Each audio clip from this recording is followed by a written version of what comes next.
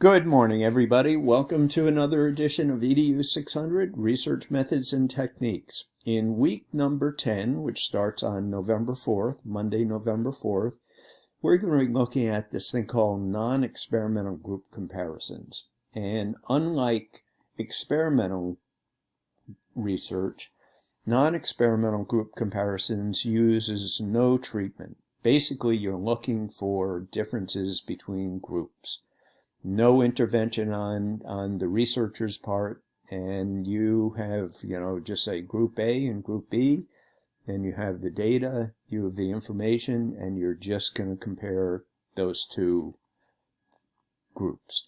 Unlike experimental research, which you are manipulating one of the groups. One group is the control, and the other group is the treatment group, and you are assessing just say different treatments and COVID treatment between the control and the treatment group. So simply put, with this research, this type of comparisons, what we're looking at is just for the differences between the groups. So let me get right to the materials this week. I'd like you to read chapter 11, which is on this topic.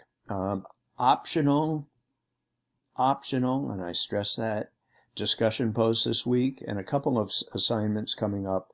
November 10th, article capture 2, and then on the 17th by midnight, the experimental research. So here's the video. Take a look at the video that I am posting as we speak, a little blurb on the type of non-experimental group comparisons. I'd like you to take a look at Jeff Beaudry's video on non-experimental group comparisons. And there's also, I'll show you down below, but we have a voice thread on the actual, so this is general information, and then we have an actual voice thread presentation by Jeff on cyberbullying in school. So I'd like you to read this article, take a look at the voice thread presentation by Jeff, which critiques the article. I think this will help you understand the type of research or comparisons that we're looking at this week. Chapter 11 summary, walk through the group comparison, so you can take a look at Jeff's voice thread or read in here. And then we have an optional weekly discussion forum. Couple assignments, article capture 2, November 10th, and then experimental critique, which is the 17th. So this is what you worked on as a group. Each one of you or your groups had an article to discuss. Everybody was assigned something in your group. And I will say, to feed into this article, this assignment that's coming up on November 17th, I will have comments to each group. There'll be group comments coming out by Wednesday of next week, or of this week, actually. So stay tuned to that. Hopefully that will help you conceptualize this assignment, and maybe I can point out some highlights that, or some suggestions to make your paper even stronger. So, okay.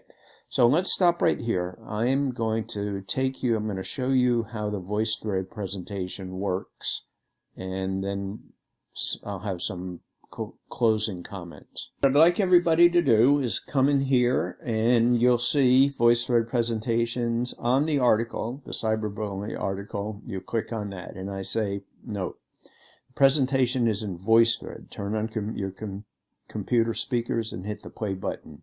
Not all images have narration. So if you have any problems with this, please let me know. So I'm going to click on this link. This is what you see when you actually follow that link. You may have to click on Jeff's image here, and then this pops up. At least it does on my computer, and I'll just show you how this works. So I'm going to hit the play button, and you may have to start it by hitting a play button, which is out here.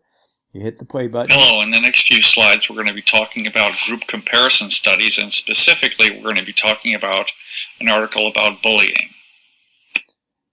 When that is done, It doesn't automatically, doesn't automatically advance. You can see that there's 18 slides here. So what you need to do is come down, hit the button, and you can see this is the second. We have this particular image here. You have a 52-second. So based on the chapter that you read, what is one thing you've learned about group comparison research designs? And remember, group comparisons are those studies in which you're looking at groups, existing groups, maybe groups that...